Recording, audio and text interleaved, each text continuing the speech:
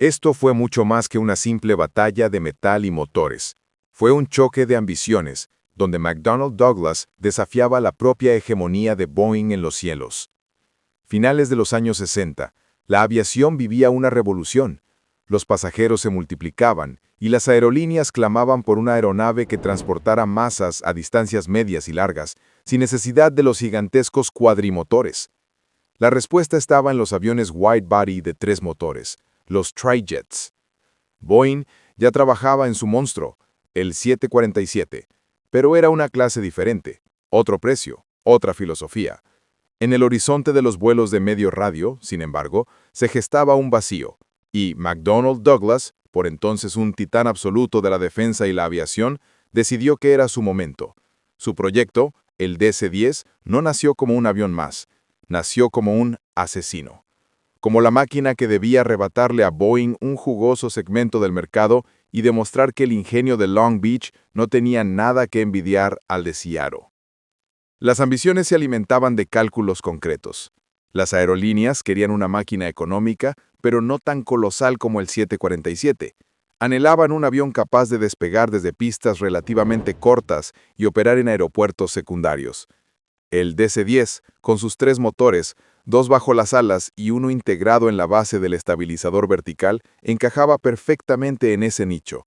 Prometía ser tecnológico, eficiente y, crucialmente, más asequible que las soluciones de Boeing.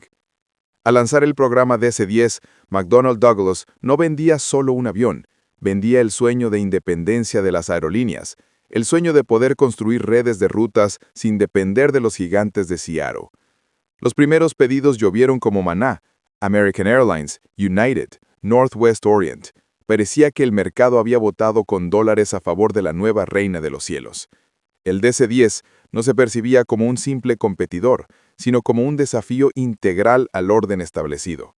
Era un disparo destinado a redibujar el mapa de la aviación mundial. Pero detrás de las pomposas presentaciones y los pronósticos optimistas, se escondía otra realidad. Una carrera feroz contra el tiempo y contra su competidor directo, el L-1011 TriStar de Lockheed. Esa prisa, esa obsesión por superar a toda costa tanto a Boeing como a Lockheed, se convirtió en el veneno fatal. Los ingenieros trabajaban hasta la extenuación. Los directivos hacían promesas que la técnica no siempre podía cumplir. El DC-10 salió al mercado con una aureola de triunfador, pero en su interior ya tic-taqueaban los mecanismos de relojería de futuras catástrofes. Había nacido en la lucha, y en esa lucha estaba destinado a consumirse. Así nació el concepto del DC-10. Si el Boeing 747 era un transatlántico para rutas oceánicas, el DC-10 se concibió como un ferry versátil. Un avión capaz de operar en rutas muy diversas, desde largos trayectos transoceánicos hasta rutas de medio alcance muy saturadas. Su ventaja no era la gigantomanía, sino la flexibilidad. 3 motores, 2 bajo las alas y 1 en la base de la cola, eran un compromiso calculado entre la potencia del monstruo de 4 motores de Boeing y la economía de los aviones de fuselaje estrecho. Las aerolíneas, entusiasmadas por las perspectivas, picaron al anzuelo al instante. American Airlines y United Airlines, pesos pesados de la industria, firmaron contratos incluso antes de que se construyera el primer prototipo. Y plantearon sus exigencias. Su voz era ley. Sus deseos moldearon en gran medida la fisonomía del avión. Esto no era ingeniería pura. Era un plan de negocios con alas, creado por un comité de clientes. Los pedidos iniciales dieron luz verde al proyecto, pero también plantaron una bomba de relojería: la prisa. American Airlines no quería una aeronave que rompiera el ecosistema existente. Su filosofía era simple: denos un avión que encaje en nuestro mundo como si siempre hubiera estado ahí, pero que sea vez y media más grande. Las cifras eran despiadadas y concretas: de 250 a 380 almas a bordo. No era solo una estadística, era un cálculo para una eficiencia letal en rutas transcontinentales como Chicago-San Francisco. Una distancia de 3.428 kilómetros se convirtió en el límite mágico. El nuevo avión debía cubrirla con toda la carga, sin atisbos de reabastecimiento. Velocidad de crucero, 0.82 Mach. Menos era perder la carrera competitiva, más un consumo injustificado de combustible y estrés para la estructura. Pero la obra maestra de la diplomacia ingenieril residía en los requisitos del aeropuerto. American Airlines, en esencia, le pedía a los diseñadores lo imposible: crear un monstruo de fuselaje ancho que se comportara como el modesto Boeing 727. Debía aterrizar en las mismas pistas, frenar a las mismas velocidades y, lo que era crítico, no ensordecer los alrededores con el rugido de sus motores. El aeropuerto de La Guardia, en Nueva York, con sus pistas cortas, era un rompecabezas particular. La aeronave tenía que poder operar allí, incluso con una carga comercial reducida. Era un desafío lanzado no solo a McDonnell Douglas, sino a las leyes de la física. El plan inicial era audaz: 2 motores, más simple, más barato, más ligero. Pero la realidad impuso sus correcciones. Aeropuertos de alta elevación, como Denver, donde el aire enrarecido roba sustentación a las alas, exigían más potencia en el despegue. Y además estaban las estrictas reglas ETOPS, que limitaban los vuelos bimotores sobre el océano. El tercer motor, ubicado modestamente en la cola, pasó de ser una opción a una necesidad. Era el precio a pagar para acceder a todos los mercados, una póliza de seguro contra las limitaciones geográficas. McDonnell Douglas no veía el DC-10 como un simple avión. Era una respuesta estratégica. La oportunidad de entrar en una carrera donde Lockheed ya estaba ganando velocidad con su L-1011 TriStar. La batalla de los titanes era inevitable. El DC-10 tenía que demostrar que era más fiable, más económico y más versátil que cualquier competidor. Pesaba 70 toneladas menos que el 747 y podía transportar unos 270 pasajeros. La opción ideal para las aerolíneas que no podían llenar el gigantesco Boeing, pero querían ofrecer a sus pasajeros la comodidad de un fuselaje ancho. Pero los ingenieros no se detuvieron en los motores. Diseñaron una envergadura de 50 metros, optimizada para viajes largos y eficientes. Mientras sus competidores quemaban combustible, el DC-10 lo dosificaba, transformándolo en kilómetros. La versión DC-10-30 podía cubrir la ruta Londres-Tokio sin repostar, lo que lo convertía en un rival formidable en las rutas transoceánicas. Y para sostener este coloso y distribuir su peso, los diseñadores añadieron un tercer tren de aterrizaje principal. Una solución elegante que no solo mejoraba la estabilidad en despegues y aterrizajes, sino que también era más amable con las pistas. Bajo el capó también bullía una revolución. Aunque nació con instrumentación analógica, su evolución, el programa MD-10, supuso un salto a lo digital.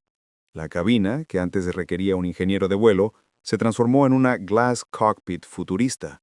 2 pilotos, rodeados de pantallas LCD, disponían de navegación GPS y un piloto automático capaz de aterrizar el avión en condiciones meteorológicas que apenas permitían ver los relámpagos. Un paso crucial para reducir la carga de trabajo y recortar costos operativos, el sueño de cualquier aerolínea. El corazón de esta ave lo formaban los motores Pratt & Whitney J9D, potentes y voraces, pero más eficientes que la generación anterior. Proporcionaban el empuje necesario para despegar con una carga de hasta 270 pasajeros, para los cuales se diseñó un fuselaje espacioso. La cabina se convirtió en un campo de experimentación para las aerolíneas que podían configurarla fácilmente en 2 clases, ofreciendo confort y rentabilidad. El primer vuelo, en agosto de 1970, se anunció como un triunfo. La prensa hablaba del nuevo genio de los cielos. Parecía que McDonnell Douglas había dado un jaque mate brillante a Boeing, ofreciendo al mercado una alternativa inteligente y pragmática. Pero a la sombra de esta victoria de la ingeniería, ya se escondía el espectro de los problemas futuros. La carrera contra el tiempo, la presión de las aerolíneas que exigían entregas inmediatas y una fatal conjunción de circunstancias. Todo ello estaba incorporado en el ADN del proyecto desde el principio. Un avión nacido en la fiebre competitiva estaba destinado a pasar por el fuego, el hielo y el silbido del aire enrarecido. Su fama y su maldición caminaron de la mano desde el primer trazo del diseño. La máquina de marketing de McDonnell Douglas no descansó, pintando al DC-10 como el caballo de batalla perfecto. Su configuración de 3 motores no era solo una peculiaridad técnica, era un pase de acceso a aeropuertos donde el 747 ni siquiera podía asomarse. Pistas cortas en hubs regionales, aeródromos en alta montaña como Ciudad de México, rutas transatlánticas largas pero menos saturadas, el DC-10 respondía: «Yo puedo». Era la navaja suiza entre los hachas, el soldado universal para los nichos que el monstruo de Boeing no podía cubrir con sus alas. Y las aerolíneas picaron, con fuerza. En 1968, el presidente de American Airlines, George A. Spader, y James S. McDonnell anunciaron un acuerdo que sonó como un disparo en la industria. American Airlines tenía la intención de adquirir el DC-10. Fue un golpe contundente, principalmente para Lockheed y su L-10-11, pero Boeing también sintió la competencia. Los analistas coincidieron, American Airlines había dejado a sus competidores en la línea de salida. United Airlines siguió de inmediato con un pedido de 30 aviones. El despegue fue espectacular. Los pedidos son la batalla, las entregas, la guerra. A partir de 1971, los nuevos DC-10, brillantes como monedas nuevas, comenzaron a unirse a las flotas de American, United y Continental. Rápidamente se convirtieron en el motor de las rutas transatlánticas y los vuelos nacionales en Estados Unidos. Pero la magia real llegó con la versión DC-10-30. Esta variante, con un alcance superior a los 10.000 kilómetros, convertía al soldado universal en un espía intercontinental. Se dirigió con confianza a donde el flujo de pasajeros era demasiado bajo para llenar un 747, pero demasiado valioso para ignorar.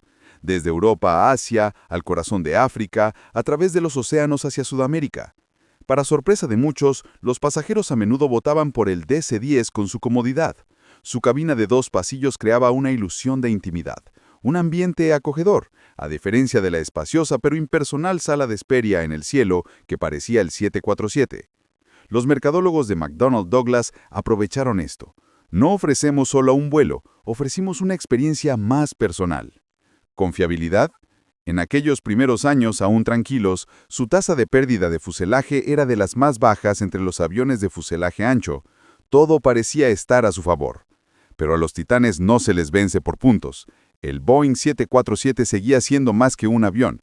Era un símbolo, un ícono, un estandarte. Las aerolíneas lo mantenían por prestigio, para las rutas más congestionadas, para demostrar su poder. El DC-10 ganaba en eficiencia económica en rutas secundarias, mientras el 747 reinaba en las troncales. En lugar de destruir a Goliat, David simplemente ocupó el terreno adyacente y empezó a ganar buen dinero. No era una victoria, pero tampoco una derrota. Era un empate, una frágil tregua que duraría justo hasta el momento en que una puerta de carga, una pieza aparentemente insignificante del DC-10, comenzó a fallar. La crisis de confianza del DC-10 no fue una tormenta repentina. Se pareció más a una luz que, de forma lenta e imparable, comenzó a deslizarse cuesta abajo mientras todos preferían no verlo. La primera advertencia siniestra llegó con el vuelo 96 de American Airlines en 1972. Sobre Windsor, Ontario, la puerta de carga simplemente estalló hacia el exterior. El posterior bang de la descompresión no fue solo un sonido. Era el grito de auxilio de una estructura que albergaba un defecto fatal. El mecanismo de bloqueo de la puerta, esa pieza crucial que debía garantizar la integración de la cabina, había demostrado ser poco fiable. La tripulación de ese día realizó un milagro al aterrizar la máquina malherida. Pero no fue un triunfo. Fue una campanada de alerta, una advertencia que, en una industria movida por el dinero y los horarios, demasiados optaron por ignorar. La tragedia que debería haber sacudido a todos ocurrió 2 años después en los cielos de París. El vuelo 981 de Turkish Airlines se convirtió en el punto donde la teoría de la catástrofe chocó con la aterradora práctica. La misma puerta, el mismo defecto, pero esta vez las consecuencias fueron monstruosas. La puerta, al desprenderse, arrancó el suelo de la cabina, seccionando los cables de control. El avión, privado de todo gobierno, se transformó en una guillotina en caída para las 346 personas a bordo. Este accidente se convirtió en la mancha indeleble del DC-10, el más mortífero de la historia involving a single aircraft en ese momento. Las acusaciones llovieron sobre McDonnell Douglas. Prisas, chapuzas, ignorar sus propias pruebas que habían predicho este escenario. El avión comenzó a ser visto no como una maravilla de la ingeniería, sino como un ataúd con alas, barnizado con un maquillaje barato. Pero el golpe de gracia, el que hizo imposible seguir fingiendo que no pasaba nada, ocurrió en mayo de 1979 en Chicago. El vuelo 191 de American Airlines Se elevaba de la pista cuando los testigos en tierra presenciaron una imagen surrealista. El motor izquierdo no se desprendió simplemente. Realizó un innatural vuelo mortal, cruzando por encima del ala. Aquello no fue una falla del motor. Fue el colapso de todo un concepto. El motor se había desprendido junto con su pilar de anclaje, el componente que debería ser más fuerte que cualquier otro. Actuando como un escalpelo, cercenó las líneas hidráulicas, dejando a los pilotos con unos mandos inútiles. El avión, sin lograr ganar altura, simplemente se inclinó sobre su ala y se estrelló. 273 personas murieron. Las imágenes de esa caída dieron la vuelta al mundo, convirtiéndose en la sentencia visual definitiva para el DC-10. La respuesta del regulador fue sin precedentes. La Administración Federal de Aviación, FAA, impuso una prohibición total e inmediata de todos los vuelos del DC-10 en Estados Unidos. Fue un movimiento radical que paralizó las flotas de las aerolíneas. Básicamente, el avión fue enviado al exilio ingenieril. Se necesitaron casi un año y cientos de millones de dólares en modificaciones exhaustivas, reforzar cerraduras, rediseñar los pilones de los motores, añadir redundancia a los sistemas. Pero incluso cuando el avión fue técnicamente arreglado, reparar su reputación resultó imposible. La confianza estaba quebrada desde sus cimientos. Los pasajeros miraban con recelo el perfil de 3 motores, y las aerolíneas, una tras otra, comenzaron a apartarlo. El DC-10 quedó para la historia no como el rival que venció a Boeing, sino como el avión que le enseñó a la industria lecciones duras pero necesarias, al precio de más de 1000 vidas. Se convirtió en un recordatorio vivo. En la aviación no hay detalles menores, y la confianza es el componente más frágil y más valioso de cualquier avión. La crisis había pasado, pero en el aire quedaba suspendido el acre humo de una reputación incinerada. McDonnell Douglas se enfrentaba a un muro industrial del que rebotaba un eco: corrige o muere. La empresa tomó el martillo y el cincel, no para esculpir una nueva obra maestra, sino para tallar tosca y desesperadamente un organismo vivo.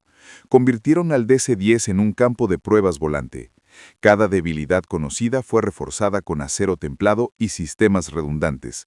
Las puertas de carga, aquellos traicioneros portillos invisibles, recibieron nuevos y robustos cerrojos, y lo más crucial, indicadores que por fin le gritaban la verdad a los pilotos sobre su posición.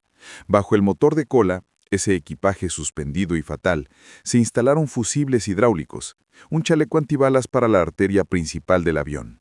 Los soportes de los pilones, esas articulaciones fatigadas por la vibración, fueron reforzados. No fue una evolución, fue una cirugía a corazón abierto. Y funcionó. En julio de 1979, la FAA, de mala gana, le devolvió el certificado.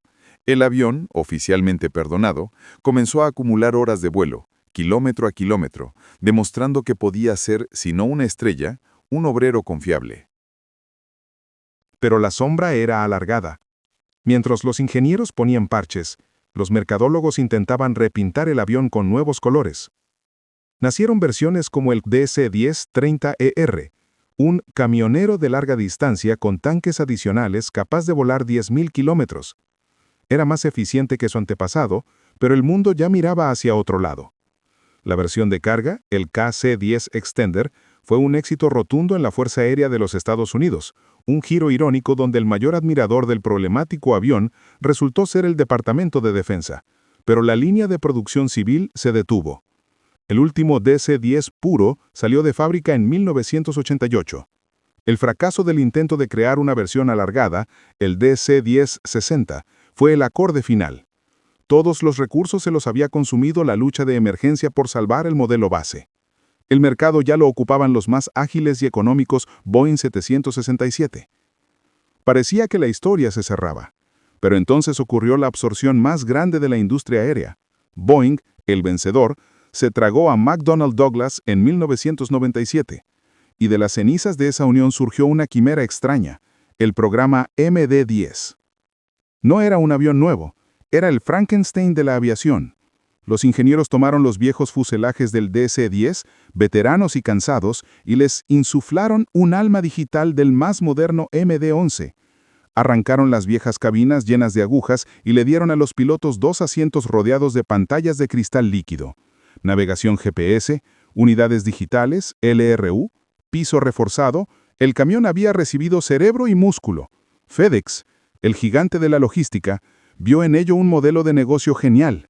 Un camión volador con una tripulación de 2 pilotos en lugar de 3. Se convirtió en el principal operador de este fantasma digital. El MD-10 voló, trabajó, ganó dinero hasta bien entrada la década de 2020. Pero el programa Zombie no pudo salvar la marca. Fue una reanimación brillante de un cadáver, no el resurgir de una leyenda. Al final, se construyeron solo 446 DC-10 frente a más de 1.500 Boeing 747. La reputación es una aerodinámica que no se corrige con circulares de ingeniería. Puedes darle un nuevo sistema nervioso a un avión viejo, pero no puedes obligar al mundo a olvidar su nombre. McDonnell Douglas perdió para siempre su liderazgo, convirtiéndose en una lección para todos. En la aviación, la tecnología es importante, pero la confianza es el único viento que te sostiene en el aire.